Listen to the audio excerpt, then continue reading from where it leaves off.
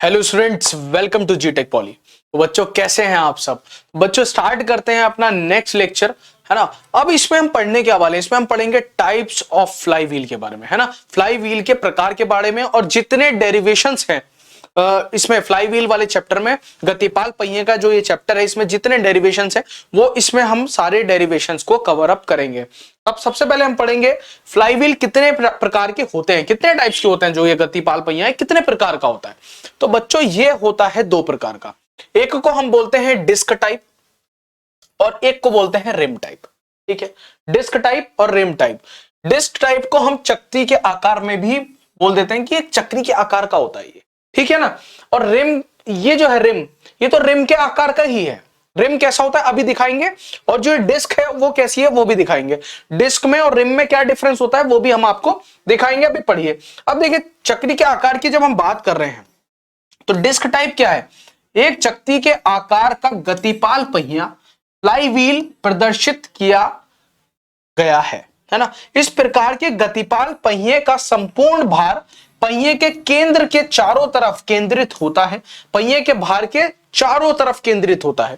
ठीक है, जिसके कारण पहिया केंद्र पर अधिक मोटा व किनारों पर पतला होता है ना। सेंटर पर ज्यादा लोड होता है।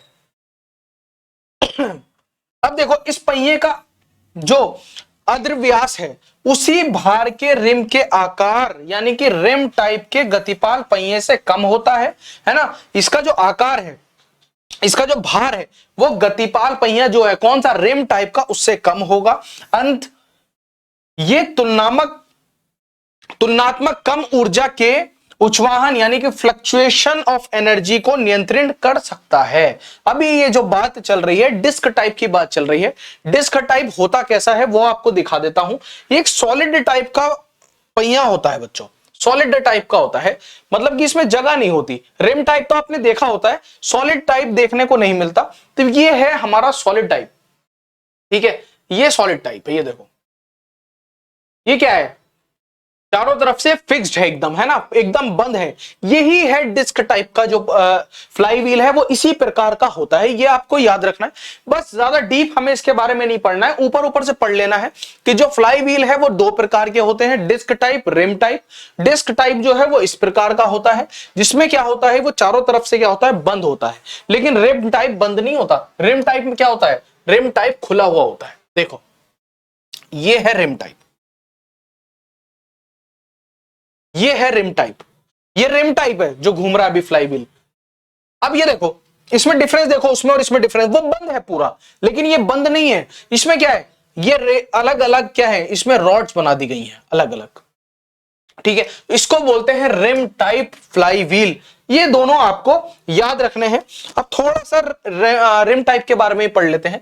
जो रिम टाइप के आकार में होता है, इस प्रकार के गतिपाल पहिए का संपूर्ण भार रिम पर लगाया हुआ होता है। पूरा भार कहां होता है, रिम के ऊपर होता है। रिम कहां होता है, बाहर की तरफ होता है, बीच में कोई लोड नहीं आना। ठीक है, डिस्क में कहां आना है, केंद्र की तरफ आना है, लोड इसमें नहीं आएगा। रिम के आकार के गतिपाल पहिए का लाभ यह है, ये समान भार के चक्री के आकार यानी कि डिस्क टाइप के गतिपाल पहिए की तुलना में इसको अधिक घूर्णन यानी कि रेडियस ऑफ रोटेशन के होने के कारण ये अधिक ऊर्जा उच्चवाचन यानी कि फ्लक्शन ऑफ एनर्जी को नियंत्रण कर सकता है।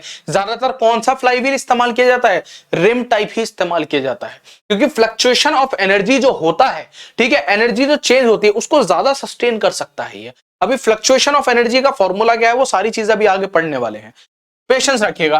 रिम एवं भुजाओं की काट आयताकार, वृत्तीय या दीर्घवतार होती है। ये एक इसकी शेप दे दी है।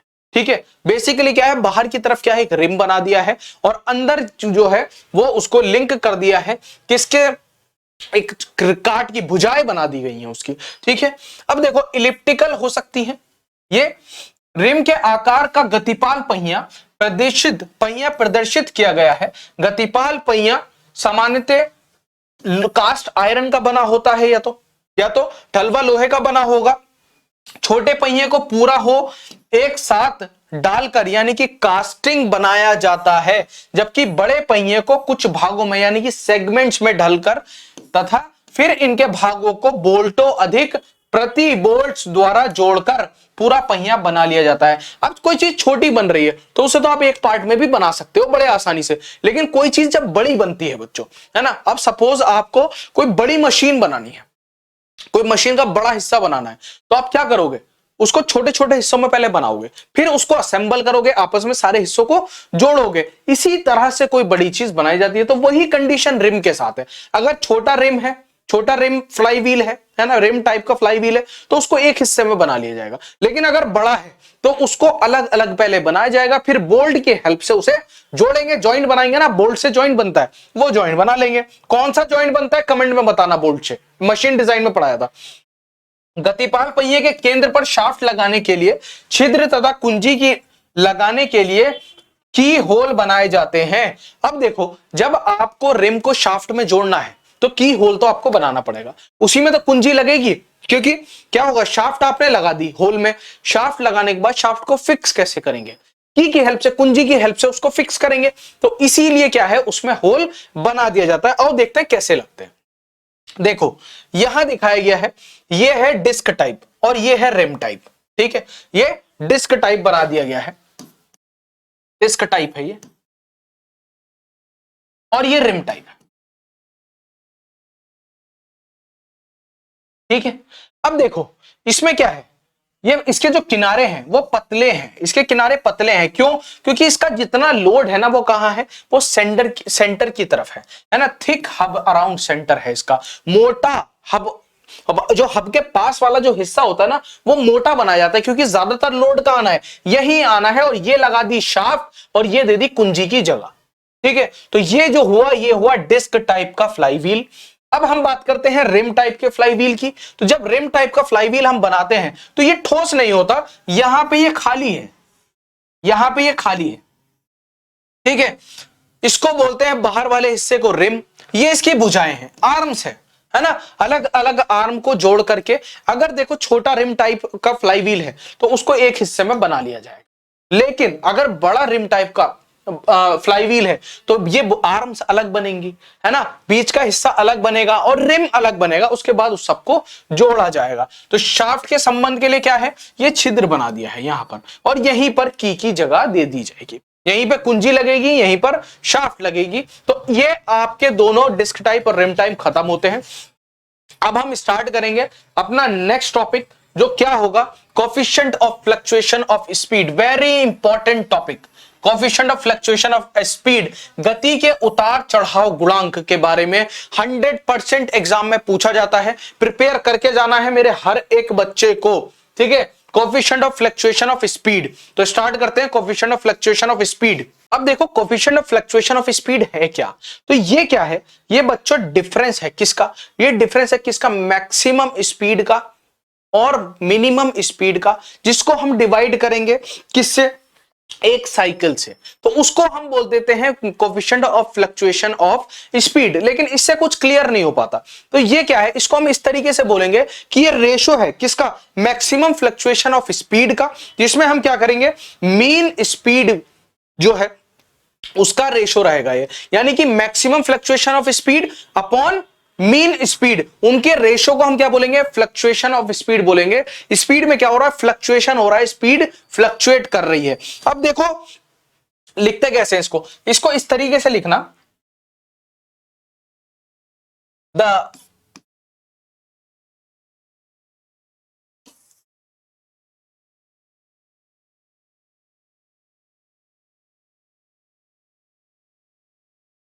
रेशो ऑफ, किस किस का रेशो है ये, maximum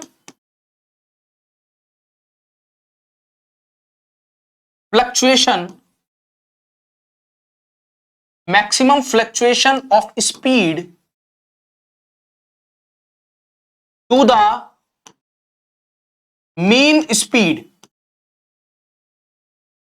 to the mean speed, उसके रेशो को क्या बोलते हैं हम, coefficient of fluctuation of speed बोलते हैं। हिंदी वाले बच्चे मेरे लिख लीजिए, हिंदी वाले बच्चे लिख लीजिए, ये गति में अधिकतम उतार चढ़ाव, ये गति में अधिकतम उतार चढ़ाव एवं औसत गति का अनुपात है, ये गति के उतार चढ़ाव एवं औसत गति का अनुपात है। लिख लीजिएगा मेरे सारे हिंदी वाले बच्चे भी, ठीक है। अब देखो इसका फॉर्मूला क्या आता है, इसको हम CS से डिनोट करते हैं बच्चों। किससे? CS से डिनोट करते हैं। किसी किसी बुक में C से भी डिनोट किया जाता है। बड़ा ही आसान है, एकदम हलवा बना के इसको सॉल्व करेंगे। देखो अब देखो इसका फॉर्मूला मुझे क्या मिलता है, इसका फॉर्मूला मुझे मिलता है CS is equal to N1 minus N2 upon N। ये फॉर्मूला मिला जिसमें N1 क्या है बच्चों, हमारा मैक्सिमम स्पीड है ना, सबसे ज्यादा स्पीड है ये, ठीक है, मैक्सिमम स्पीड है। उसके बाद N2 क्या है हमारा, मिनिमम स्पीड है, कम से कम। ये ज्यादा से ज्यादा स्पीड है और ये कम से कम स्पीड है N2, ठीक है। उसके बाद N क्या है यहां पे, इसको मैंने बताया आपको मीन स्पीड, मीन स्पीड यानी कि औसत गति है, ठीक है, औसत गति है। तो औसत गति को क्या मैं ऐसे नहीं लिख सकता बच्चों, ये अगर मैं इसका दो स्पीड का औसत निकालूं यानी कि मीन निकालूं तो N1 प्लस N2 अपॉन 2 आएगा ना, यही तो आएगा, यही आएगा ना, ठीक है। अब देखो आगे करते हैं इसको, तो मैं इसी फॉर्मूले को इस तरीके से भी तो लिख सकता हूं ना कि CS N1 minus N2 upon N की जगह पे अगर मैं N1 प्लस N2 अपॉन 2 लिख दूं तो भी तो सही है, बिल्कुल सही है।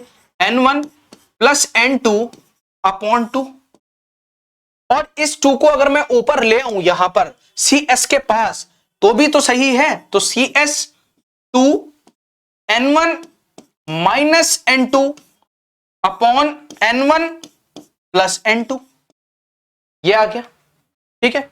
तो ये एक फॉर्मूला आ गया बच्चों आपका किस चीज का, coefficient of fluctuation of speed का आपका पहला फॉर्मूला आ चुका है। कितनी आसानी से आया ये देखो, पता भी नहीं चला फॉर्मूला आ गया।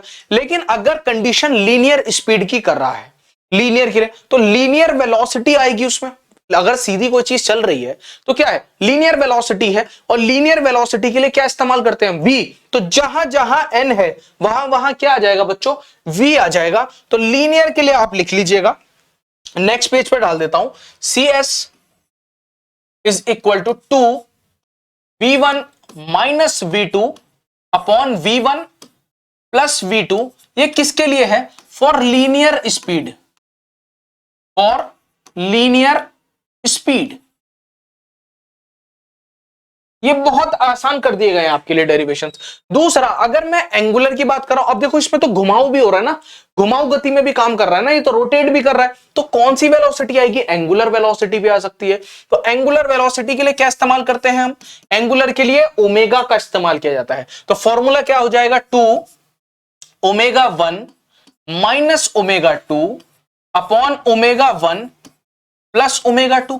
ये किसके लिए हो गया बच्चों, ये हो गया for angular speed, for angular speed, घुमाऊ गति के लिए, एंगुलर स्पीड के लिए। तो यहां आपके दो फॉर्मूले आपको ये मिल गए। सिंपल था ना, बड़ा आसान है। एक बार फिर से समझिए, कुछ नहीं किया। Coefficient of fluctuation of speed क्या है कि ये रेशो है किसका, फ्लक्चुएशन ऑफ स्पीड का और मीन स्पीड का, यानी कि जो गति में उतार चढ़ाव हो रहे हैं उसका रेशो प्लस किसका, नीचे क्या है, नीचे है औसत गति का। इन दोनों का जो अनुपात है उसको coefficient of fluctuation of speed बोला जाता है, गति में के उतार चढ़ाव गुणांक को बोला जाता है। इसको डिनोट किससे करते हैं, CS से डिनोट करते हैं। किसी किसी बुक में C से भी डिनोट किया जाता है, कोई दिक्कत नहीं है, घबराने वाली बात नहीं है उससे। अब देखो इसका फॉर्मूला क्या है, इसका फॉर्मूला है CS is equal to N1 minus N2 upon N। बिल्कुल सही है, ये फ्लक्चुएशन हो रहा है, मतलब कभी मैक्सिमम स्पीड है कभी मिनिमम स्पीड है, तो क्या करोगे, N1 माइनस N2 करोगे अपॉन N। अब N जो है वो मीन स्पीड है, और जब मैं दो का एवरेज निकालता हूं, मीन निकालता हूं, ठीक है, तो वो क्या आता है, औसत क्या आता है, N1 प्लस N2 अपॉन 2 ही तो आएगा, बिल्कुल आएगा। इस n की जगह पर मैंने क्या किया, n1 प्लस n2 अपॉन 2 को पुट किया और ये वैल्यू निकाली। ठीक है, ये 2 ऊपर आ गया तो ये फॉर्मूला मेरा बन गया है। अब उसके बाद मैंने क्या किया, मैंने निकाला ये लीनियर स्पीड के लिए, तो मैं जहां जहां n था वहां क्या पुट कर दिया, v। जब एंगुलर के लिए किया तो जहां जहां v था वहां कर दिया ओमेगा। दोनों के लिए फॉर्मूला आ गया। ये आपका डेरिवेशन खत्म हो गया किसका, coefficient of fluctuation of speed का। समझ में आया। अब देखो नेक्स्ट टॉपिक क्या पढ़ेंगे, नेक्स्ट टॉपिक पढ़ेंगे कोफिशिएंट ऑफ स्टेडीनेस, यानी स्थिरता गुणांक। स्थिरता गुणांक, स्टेडी हो जाओ, एकदम स्थिर हो जाओ। अब देखो इसका क्या है, इसको मैं इसको बोलते क्या है, ये क्या है, इनवर्सली प्रोपोर्शनल है किसके, coefficient of fluctuation of speed के। यानी कि जो हमारा गति के उतार चढ़ाव का गुणांक होता था उसका इनवर्सली प्रोपोर्शनल है क्या, कोफिशिएंट ऑफ स्टेडीनेस। देखो यानी कि इट इज, इसको किस तरह से लिखेंगे, it is inversely proportional, it is inversely proportional to the coefficient of fluctuation of speed। इसका इनवर्सली प्रोपोर्शनल है, और जब कोई चीज इनवर्सली प्रोपोर्शनल होती है तो वो डिवाइड में चली जाती है। इसको हम डिनोट करते हैं m से। किससे, m से। तो m का m किसके बराबर आएगा, m बराबर आएगा किसके, 1 अपॉन cs के। यही फॉर्मूला है कोफिशिएंट ऑफ स्टेडीनेस का। यानी कि cs की वैल्यू तो आप आराम से निकाल सकते हैं आप।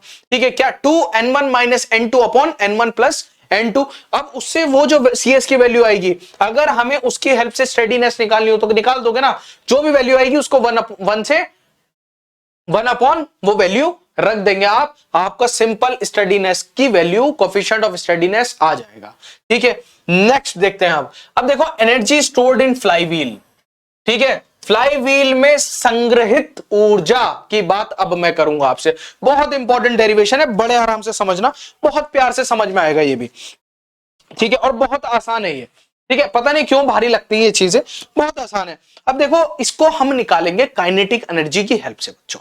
ठीक है, काइनेटिक एनर्जी की हेल्प से, दिमाग में रखना, काइनेटिक एनर्जी की हेल्प से मैं इसको निकालूंगा।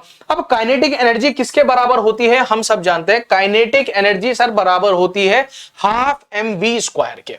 किसके बराबर होती है, काइनेटिक एनर्जी बराबर है किसके, हाफ mv² के बराबर है, बिल्कुल है। अब देखो ये किसके लिए है, ये लीनियर के लिए है, यानी कि एक लाइन में चल रहा है, एक लाइन में चल रहा है। तो एक लाइन में चल रहा है तो क्या इस्तेमाल किया जा रहा है, mv², v का इस्तेमाल किया जा रहा है।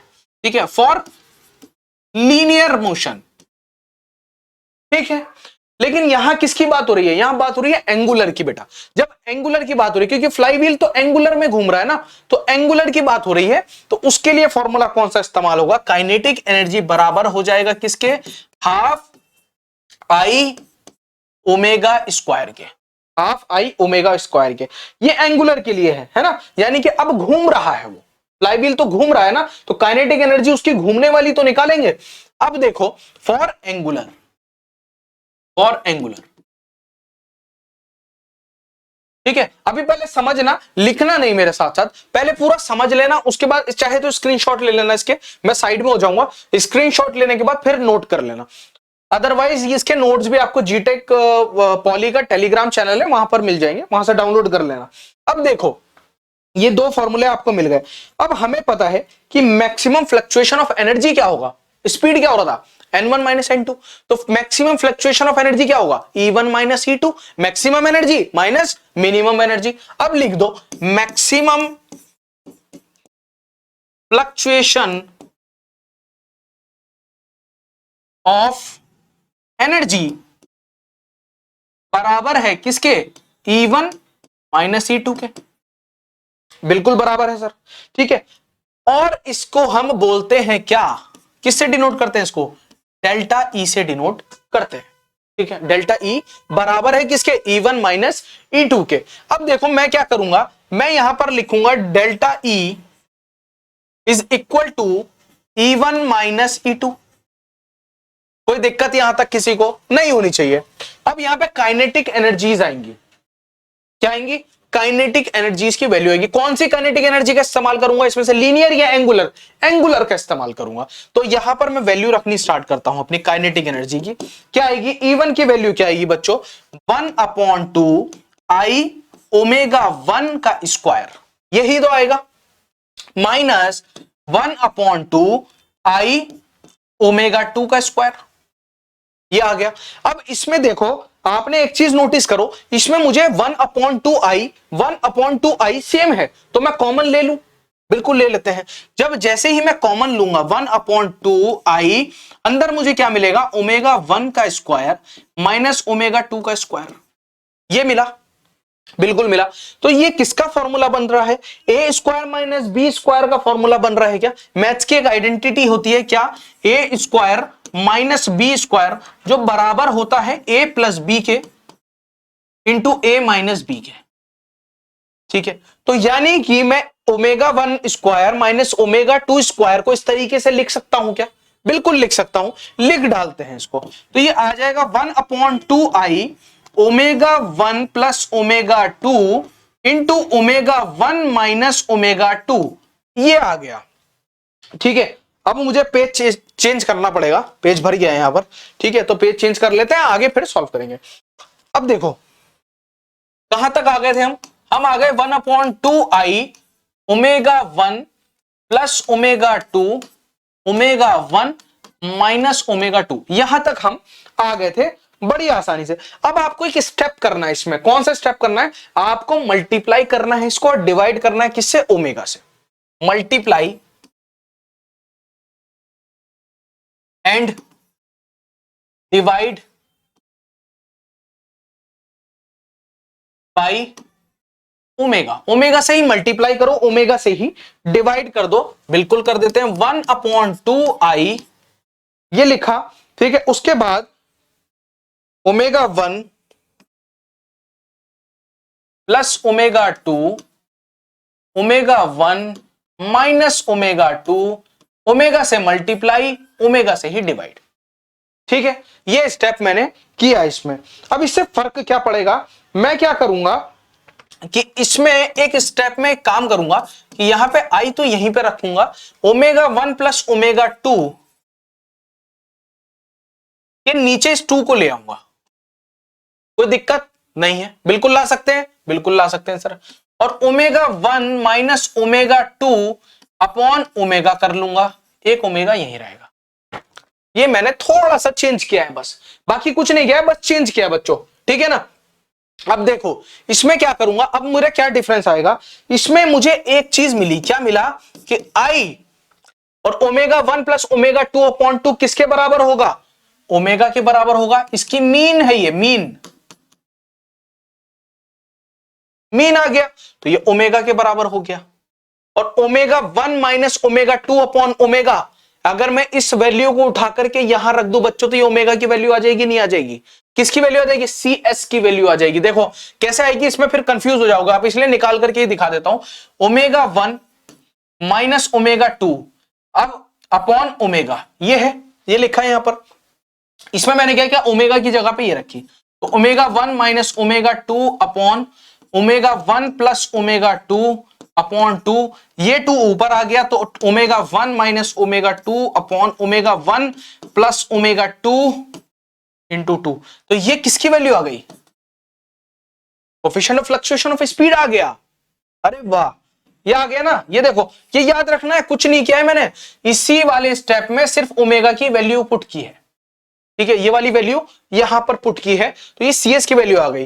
तो मैंने क्या किया, यहां पे मैं ओमेगा लिख सकता हूं, और ये भी किसकी वैल्यू आ गई? ये CS की वैल्यू आ गई, और एक ओमेगा मेरा ये रहा।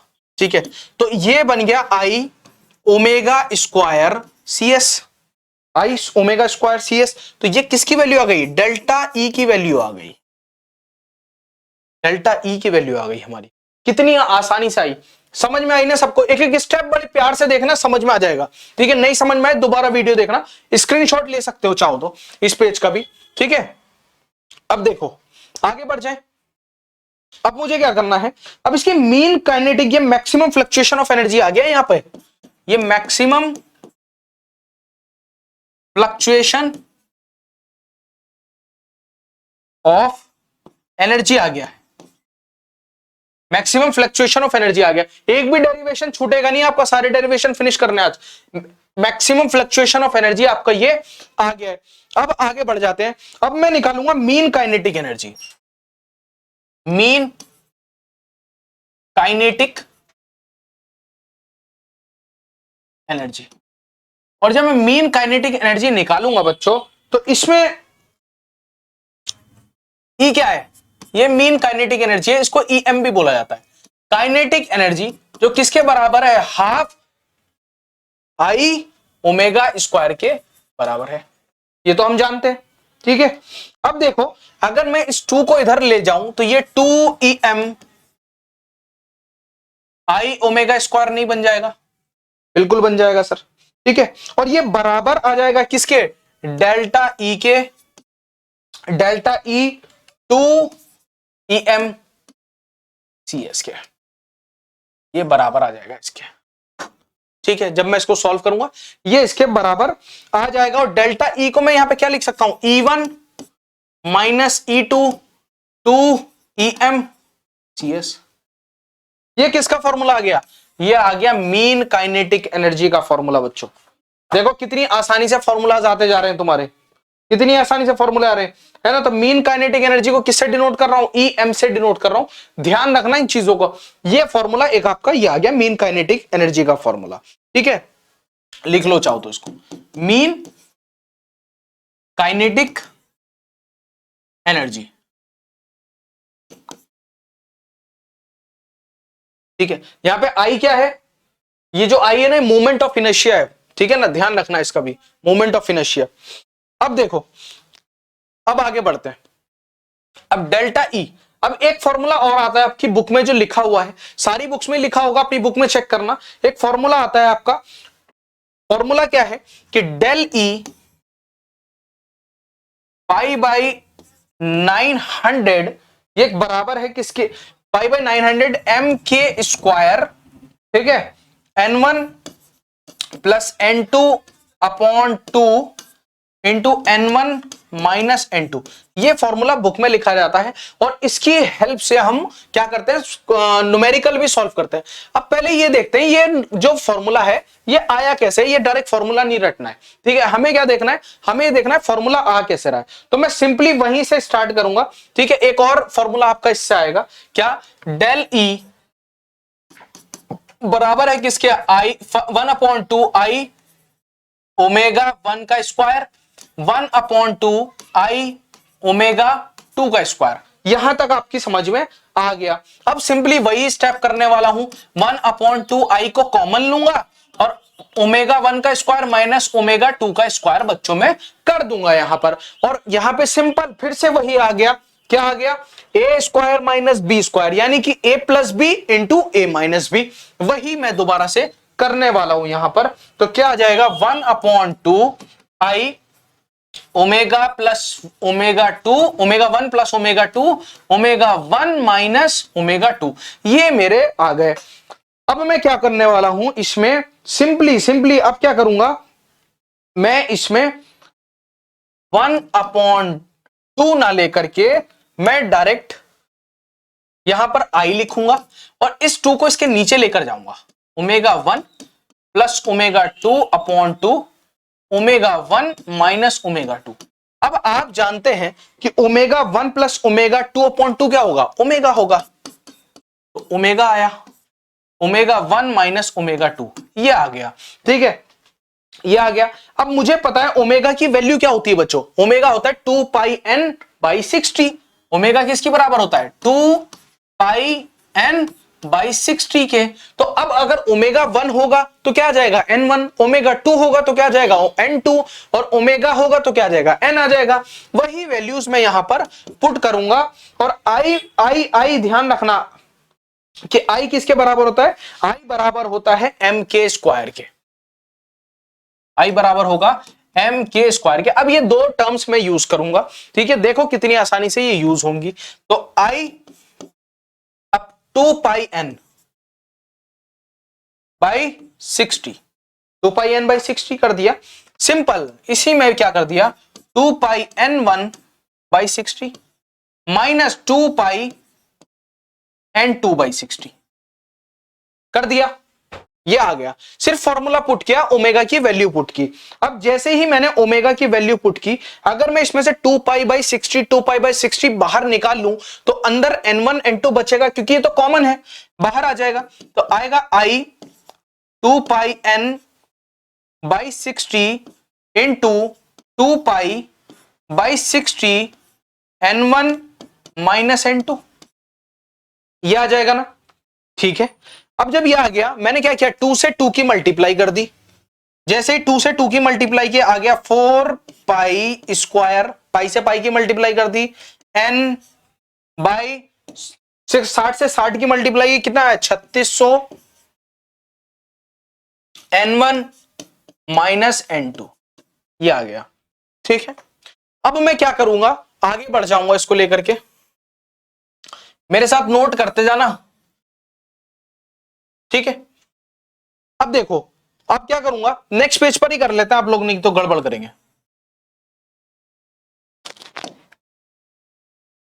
ठीक है, नेक्स्ट पेज पे कर लेते हैं। 3600 तक आ गया है मेरा। अब मैं क्या करूंगा, इसको काटूंगा, 4 4 9 जा 36, कितना आ गया, 900। देखो 900 आ गया, तो क्या लिखूंगा मैं, I pi square by 900, I pi square by 900, और यहां क्या बचा, n minus n1 minus n2, n1 minus n2, ये बचा। ठीक है, बिल्कुल। अब मैं क्या करूंगा, इसमें i की वैल्यू पुट करूंगा, कितनी है, m के स्क्वायर है। ठीक है, उसको मैं सिंपली पुट कर दूंगा इसमें बच्चों, तो क्या आएगी, pi by 900, pi square by 900, m के स्क्वायर n1 माइनस n2, ये आ गई। तो किसके बराबर है ये, डेल्टा ई के बराबर है, ये फॉर्मूला आ गया। ठीक है, इसमें एक चीज और कर सकता हूं मैं, एक फॉर्मूला तो ये लिखते हैं हम, और एक फॉर्मूला और लिखते हैं कि n किसके बराबर है, n1 प्लस n2 अपॉन 2 के बराबर है।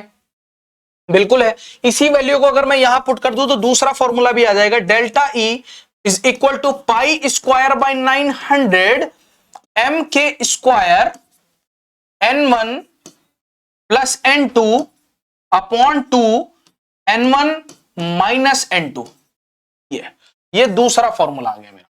चाहो तो स्क्रीनशॉट ले लो इसका और नोट भी कर लेना साथ साथ, ये दूसरा फॉर्मूला आ गया मेरा। ठीक है, दोनों फॉर्मूले हैं इसके।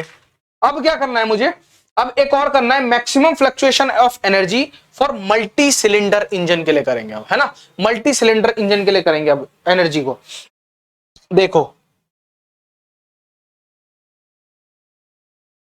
मैक्सिमम फ्लक्चुएशन ऑफ एनर्जी, एक और डेरिवेशन है, लास्ट डेरिवेशन है बच्चों ये, maximum fluctuation of energy for multi cylinder, for multi cylinder engine लिख लो, फॉर मल्टी सिलेंडर इंजन। ठीक है, अब देखो इसमें करना क्या है। ठीक है, ये भी बहुत आसान है। ठीक है,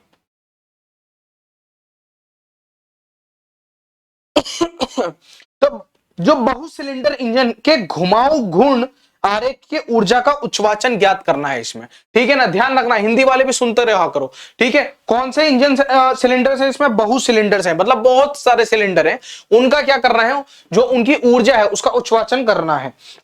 अब देखो कैसे करेंगे, तो इसके लिए क्या करूंगा, मैं एक डायग्राम बनाऊंगा। सबसे पहले वो डायग्राम आप बनाइए मेरे साथ साथ और उसको देखिए कि वो कैसे हो रहा है। अब देखो हमने कल एक डायग्राम बनाए थे, कौन से, turning moment diagram. Turning moment diagram में यहां क्या होता है, टर्निंग मोमेंट होता है, टर्निंग मोमेंट। यहां क्या होता है, क्रैंक एंगल या एंगल ऑफ क्रैंक, क्रैंक का कोण यहां था, ठीक है।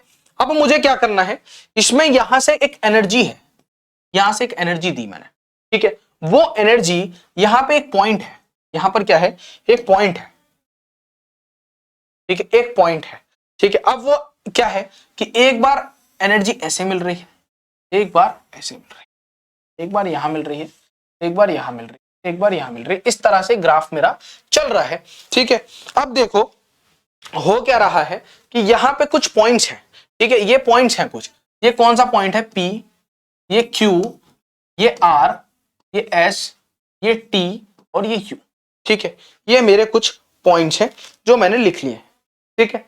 अब देखो ये क्या है, ये जो लाइन गई है ना, ये टॉर्क मीन है, ठीक है। कभी एनर्जी इसके ऊपर जा रही है, कभी एनर्जी इसके नीचे जा रही है, कभी ऊपर जा रही है, कभी एनर्जी जा रही है, फ्लक्चुएट कर रही है ना एनर्जी, ऐसे फ्लक्चुएशन हो रहा है एनर्जी में, कभी मैक्सिमम मिनिमम, और ये मीन है, ये मीन एनर्जी की लाइन है जो बीच में आपकी जा रही है, ठीक है। ये मीन टॉर्क है, इसका मीन टॉर्क है। अब देखो करना क्या है इसमें, कैसे निकालेंगे इसको, ये जो है ये अलग अलग वेव्स हैं, ये एरिया है इसके कुछ, क्या A1, A2, A3, A4 और A5, ये इसके एरियाज हैं कि कितने एरिया में कितनी एनर्जी हमारी है। ये हमारा यहां पे कंप्लीट हो गया डायग्राम। अब देखो इसका डेरिवेशन कैसे होता है और इसका जो फॉर्मूला है वो कैसे आता है वो बता देता हूं। अब हम बात करें, अगर हम बात करें एनर्जी एट पॉइंट P, ठीक है, तो ऊर्जा जो P पॉइंट पर है वो कितनी है, अगर मुझे निकालनी हो तो मैं कैसे निकालूंगा बच्चों, मेरी सिंपल क्या आएगी, EP आ जाएगा, इसको मैं EP बोल दूंगा, EP नूडल्स है ना, ईपी नूडल्स होता है ना, उनको बोलता ईपी नूडल्स, EP है ना। EP किसके बराबर है, E के बराबर है, क्योंकि EP पे कितनी एनर्जी है, E एनर्जी है। अब देखो आगे अगर हम बढ़े हैं, एनर्जी एट पॉइंट Q की बात कर रहा हूं, तो Q पे कितनी होगी, EQ, तो कितनी एनर्जी आएगी EQ पे, देखो E तो आएगी, E एनर्जी आई और माइनस हुई कितनी, A1, नीचे है ना, नेगेटिव एनर्जी मिली तो A1 माइनस हुई। आगे बढ़ते हैं, एनर्जी, अब आपको समझ में आ जाएगा ये एनर्जी एट पॉइंट R, तो ER पे कितनी एनर्जी मिली, ER पे बच्चों मुझे एनर्जी मिली EQ, यानी कि E माइनस A1 इतनी मिली, E minus A1 plus A2 R तक पहुंच गए ना, तो A1 तो माइनस हुई लेकिन A2 मिली भी, तो E माइनस A1 को क्या मैं EQ नहीं लिख सकता, बिल्कुल लिख सकता हूं। तो ER पे मुझे एनर्जी मिली EQ प्लस A2, ये मुझे कहां मिली, ER पे मिली, मैंने लिख दिया, ठीक है।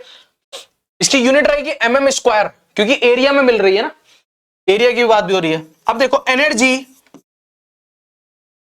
एट पॉइंट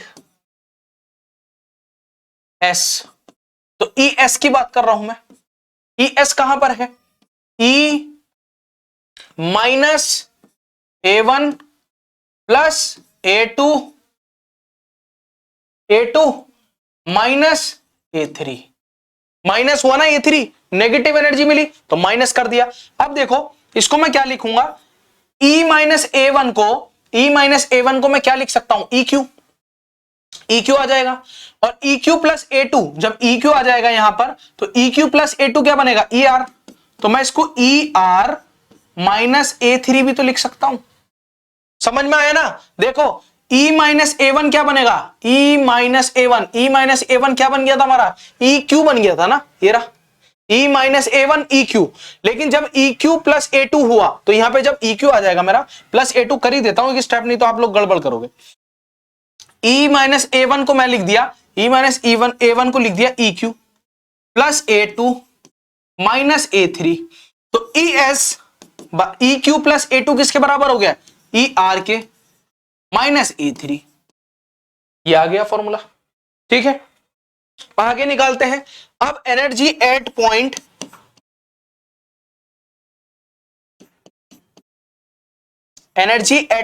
एस, अब टी की बात कर रहा है तो कितनी बनेगी, ईटी मिलेगी। ईटी किसे बोलते हैं, एक ईट ले आओ, ईट कोई ईटी बोला जाता ना, तो उस तरह से याद रखो। तो ये ईपी हो गया, ईपी नूडल हो गया एक, है ना, और एक ईटी हो गई। अब देखो ईटी, ईटी किसके बराबर होगा, अब टी तक चलने वाला हूं, तो E minus A one plus A two minus A three plus A four. Okay, अब देखो ये क्या आएगा, ईटी किसके बराबर आने वाला है, ईटी आने वाला है ई आर, इसको लिख दो ई R minus A three plus A four, plus A four ही तो ऐड होगा बस एक, ठीक है। अब ई आर माइनस ए थ्री किसके बराबर है, ई एस के, तो ये हो गया E S plus A four किसके बराबर हो गया, ईटी के। तो देखो ईटी कहां काम आई तुम्हारे, सिर्फ घर बनाने में काम नहीं आती है, यहां भी काम आई ईटी, ठीक है ना। अब देखो आगे, आगे बढ़ जाऊं, टी की बात हो गई, टी की बात हो गई, अब आगे क्या करेंगे, यू की बात करेंगे बेटा, ठीक है, यू की बात करूंगा, जगह नहीं बच रही है, आप मेरे साथ साथ लिखना, ठीक है ना, तो ध्यान रखना इसको इसी जगह पे मिक्स मत कर लेना। अब देखो ई टी यू की बात हो रही है, यू, ठीक है, एनर्जी एट पॉइंट यू की बात हो रही है, तो जब ई यू की बात हो रही है, एनर्जी एट पॉइंट यू की बात हो रही है, तो क्या आएगा, E S plus A four minus A five, तो क्या आएगा, ई यू बराबर है, अब E S plus A four किसके बराबर है, ईटी के माइनस ए फाइव, तो ये ई यू की वैल्यू आ गई हमारी, क्या आ गई, ई यू की वैल्यू आ गई। अब मैं मान लेता हूं कि जो मैक्सिमम एनर्जी है वो आर पर है, सपोज मैंने लेट किया कि जो मैक्सिमम एनर्जी मुझे मिल रही है वो आर पर मिल रही है, इसको माना मैक्सिमम एनर्जी, ठीक है। और मिनिमम एनर्जी मैंने कहा कि मिनिमम एनर्जी मुझे यू पर मिल रही है, सबसे कम एनर्जी मुझे यू पर मिल रही है, तो इनकी मैं फ्लक्चुएशन निकाल दूंगा, मैक्सिमम माइनस मिनिमम, देखो कितनी आसानी से निकलेगी। मैंने मैक्सिमम एनर्जी मानी है, लेट कर लेता हूं उसको, हम तो इंजीनियर्स हैं ना, हम कुछ भी लेट कर लेते हैं। तो अब देखो लेट